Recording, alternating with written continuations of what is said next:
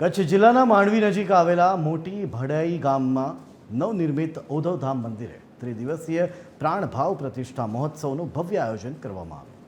આ ધાર્મિક મહોત્સવને સફળ બનાવવા માટે મોટી ભાડાઈ ગામની અનેક દીકરીઓએ અવિરત સેવા આપીને ઉત્તમ ઉદાહરણ પૂરું પાડ્યું છે।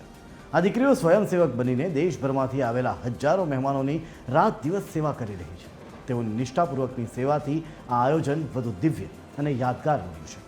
દીકરીઓની આ સેવાભાવી પ્રવૃત્તિ સમાજ માટે પ્રેરણારૂપ છે।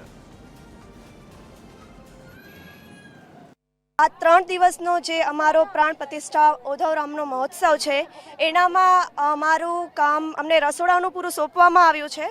ઓલમોસ્ટ અમે 30 જેટલી લેડીઝ લોકો છીએ કે જે લોકો અમે કન્ટિન્યુ સતત અમારો પ્રોગ્રામને સાઈડમાં મૂકી અને સતત અમારી આ બધું જળવાઈ રહે એના માટે અમે લોકો અહીંયા પૂરું પ્રયત્ન કરી રહ્યા છીએ।